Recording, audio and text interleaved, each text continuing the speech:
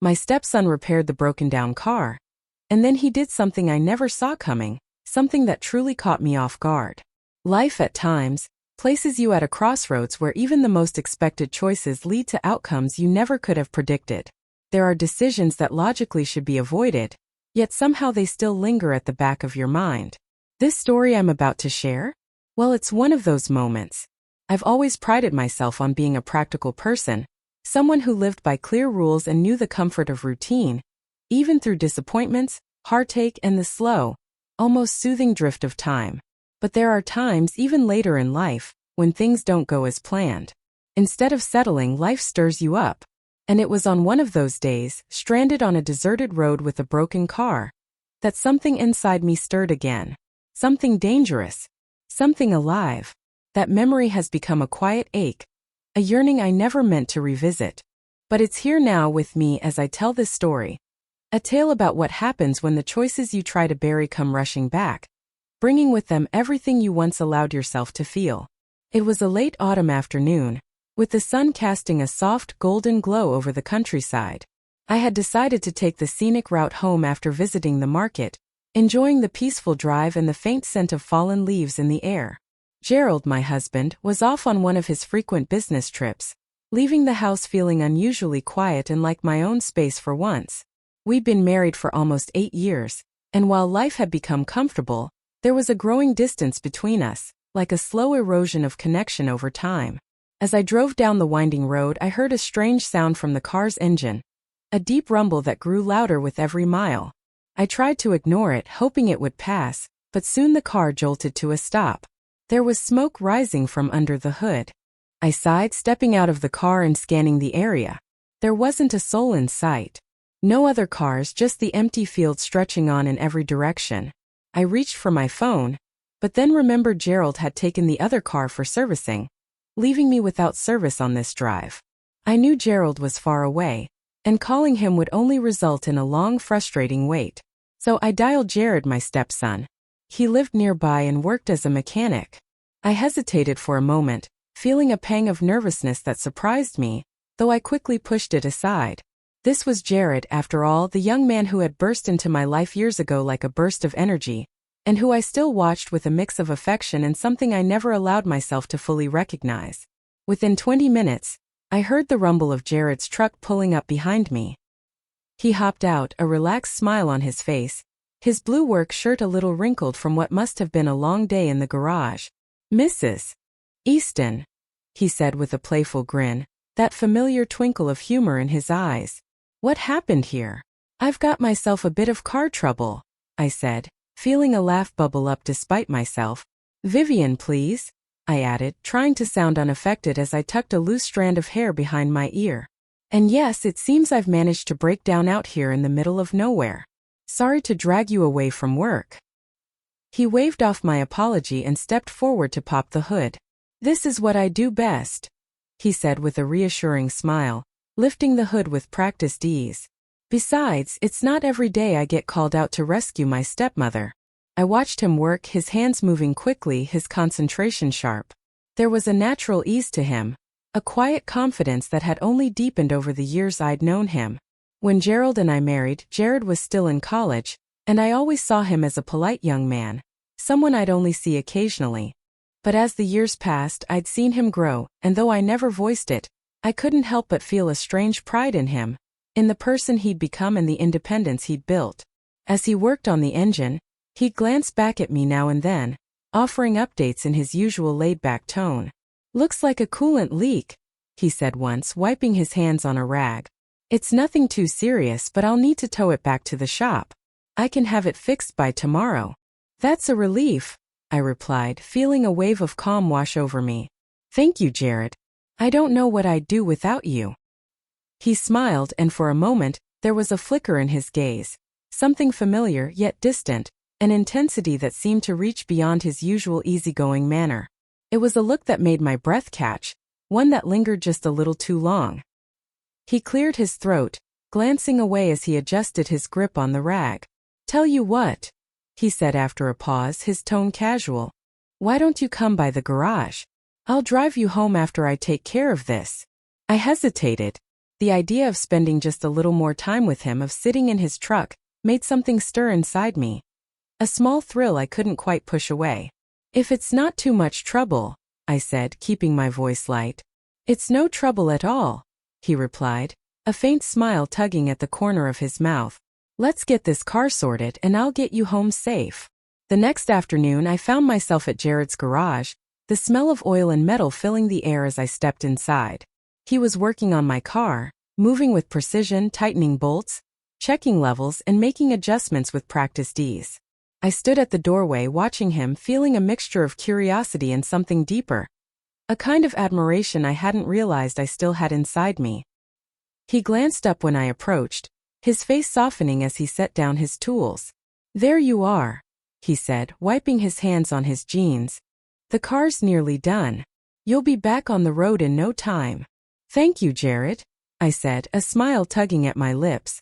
"I didn't mean to make you do so much work." He shrugged, meeting my gaze with that same warm, steady look. "Your family, Vivian. It's the least I can do." The word family hung in the air, a quiet reminder of the boundaries between us, boundaries that should never be crossed. Yet, when he looked at me, there was something else in his eyes, a vulnerability that made my heart race. Without thinking, I found myself stepping closer, drawn to the quiet strength in his presence, the warmth radiating from him like a steady flame. We talked for a while, our conversation drifting from one topic to another. I found myself telling stories I hadn't shared with anyone in years. Memories from my youth, dreams I once had, pieces of myself I'd set aside long ago. And he listened, his attention unwavering, his eyes locked on mine as he absorbed every word. There was a genuine openness to him, a kindness that reached beyond the usual polite exchanges. It was as if Jared saw me for who I really was, not just his stepmother, not just Gerald's wife, but as an individual, a woman with her own wants, regrets, and complexities. As the afternoon wore on, the sky darkened, thick clouds gathering overhead as the first drops of rain began to fall. I glanced toward the door, noticing the storm starting to build outside. Jared followed my gaze, a faint smile tugging at his lips. "Looks like we're in for some weather," he said softly, his voice almost a whisper. I nodded, feeling the tension between us grow. The silence stretched on as the rain began to patter against the roof. In that moment it felt like there was no one else in the world. No past, no future. Just the two of us, caught in a quiet storm that somehow matched the one brewing outside. He stepped closer, his hand gently brushing a stray lock of hair from my face. A shiver ran down my spine at the touch. His fingers were warm, his touch soft, and before I knew it, I was leaning toward him, drawn in by something I couldn't explain. The boundaries we'd once held began to fade, as though they never existed at all.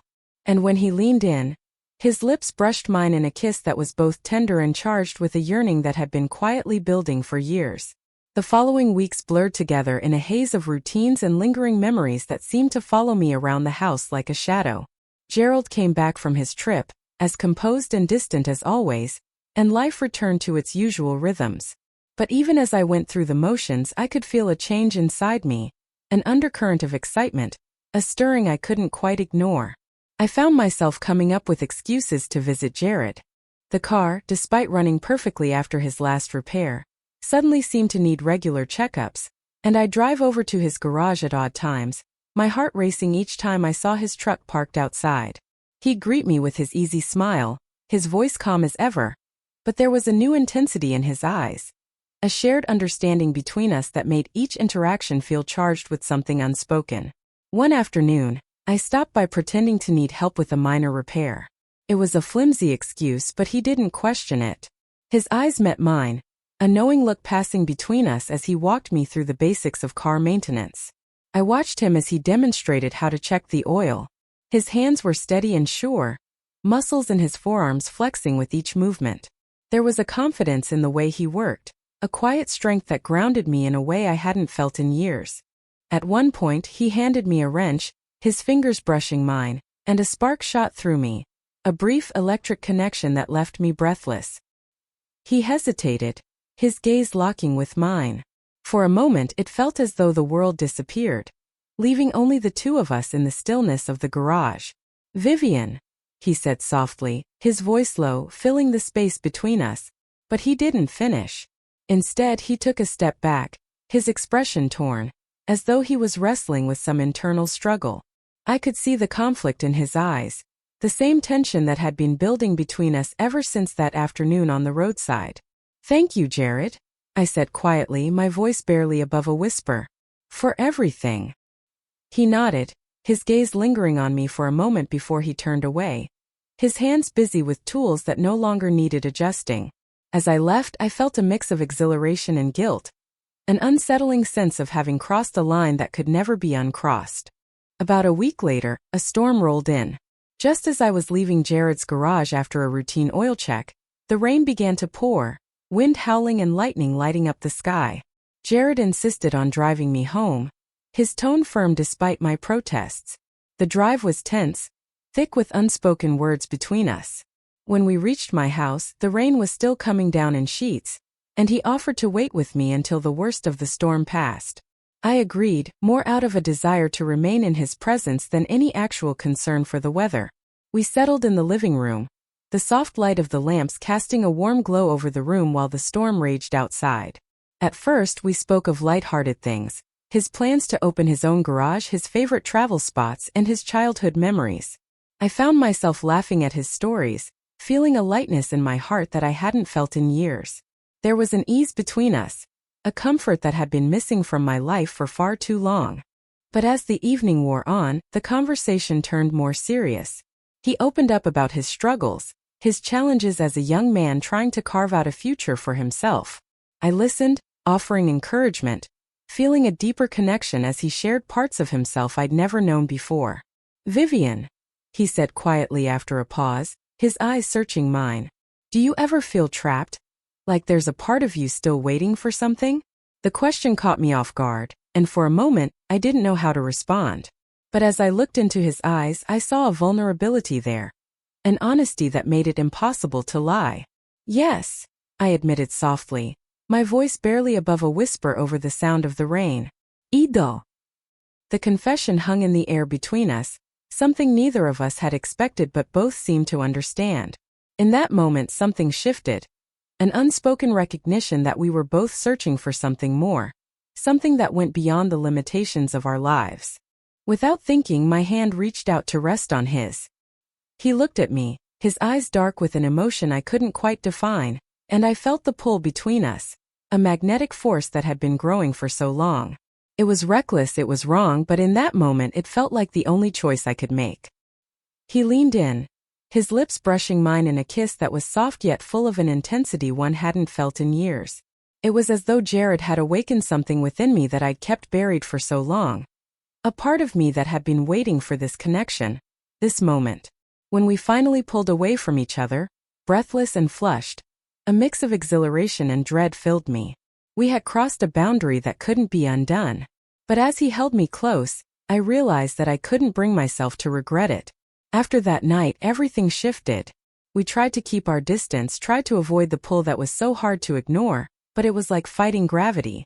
Every time I saw him, every time I heard his voice, that same magnetic force drew us closer. No matter how much we tried to resist, we found ourselves sneaking around, meeting in secret whenever we could.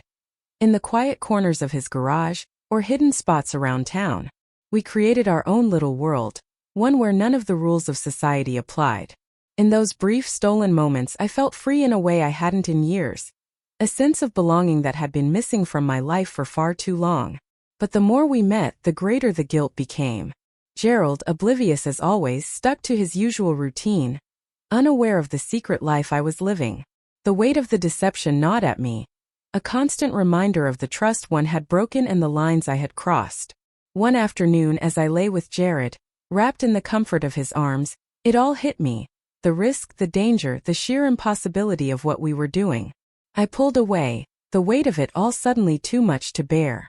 "Jared," I said, my voice shaky, "we can't keep doing this. It's not fair to anyone."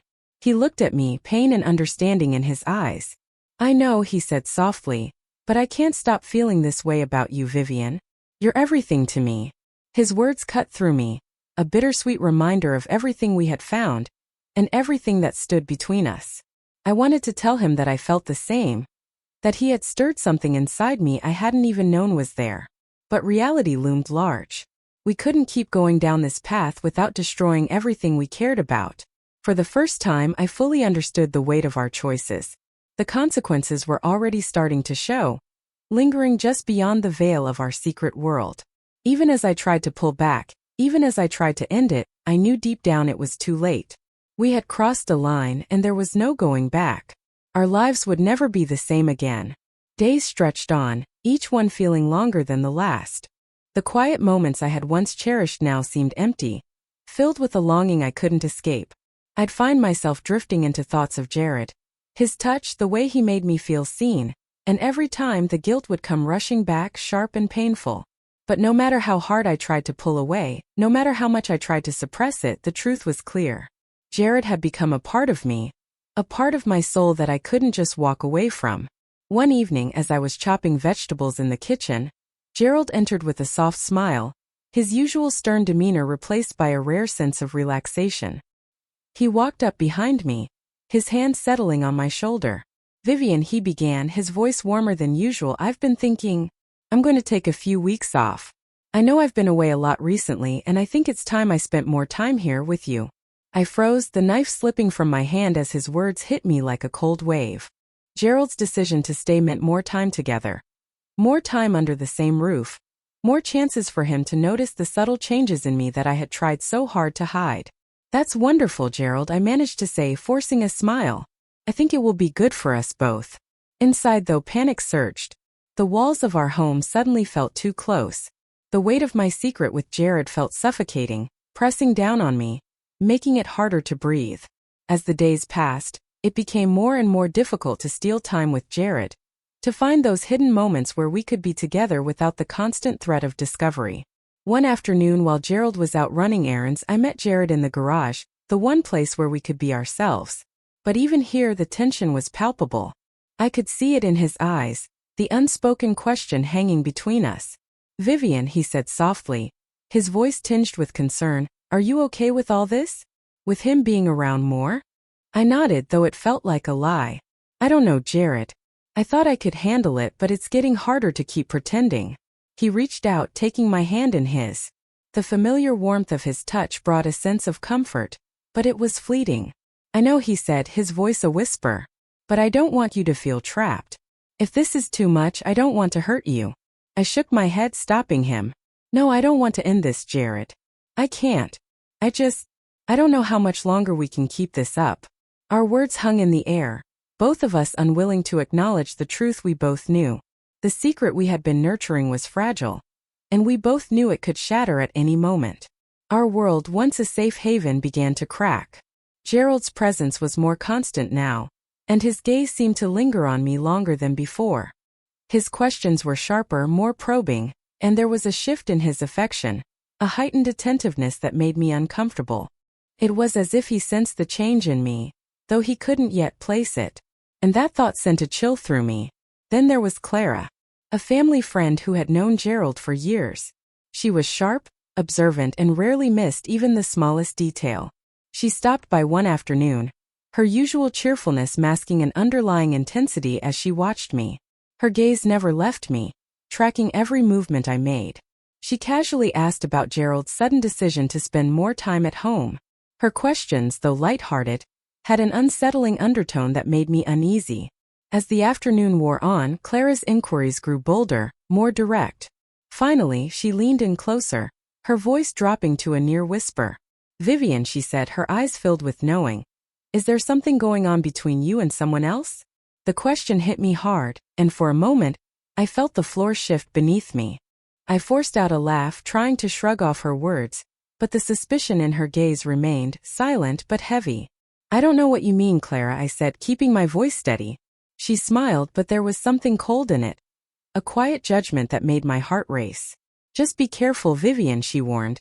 "Secrets have a way of coming to light, especially when we least expect them." As Clara left, her words echoed in my mind like a chilling omen. I knew our time was running out. Our secret was delicate, fragile, and it was only a matter of time before it all unraveled. That evening, I met Jared in the garage once again. The air between us was heavier than ever. charged with the urgency of what we both knew was coming. I saw the worry in his eyes mirroring my own. And in that moment, I knew we were standing on the edge of something that couldn't be undone. "Vivian," he said, his voice strained with emotion, "maybe we should. Maybe it's time to end this before it's too late." His words pierced through me sharp and clear, a painful reminder of the reality we had been so desperately avoiding. But even as he spoke, I saw the anguish in his eyes, the hesitation in his voice. I knew that he didn't want this any more than I did. "I don't want to lose you, Jared," I whispered, my voice breaking under the weight of the emotions I couldn't hold back. "I don't know how to keep going like this," I added, feeling the burden of our secret lives weighing on me. He pulled me into his arms, the embrace a strange mix of comfort and desperation. I felt the familiar warmth of his touch, the steady thrum of his heart against mine. And in that moment, no matter how much we tried to deny it, I knew our connection was undeniable. It was something we couldn't escape no matter how much we tried. A bond that had deepened with every stolen moment, every kiss. But as we held each other close, I could also feel the heavy weight of our situation, our reality pressing down on us. We could no longer ignore the consequences of the path we had chosen. Our world, built on fleeting moments, was running out of time. I could feel it, the crash that was bound to come. One evening, while driving home after running an errand, lost in my thoughts, something unexpected happened. A car sped around the corner, headlights blinding as it swerved into my lane. I barely had time to react. I slammed on the brakes, but the impact sent my car spinning off the road, the force jolting my body.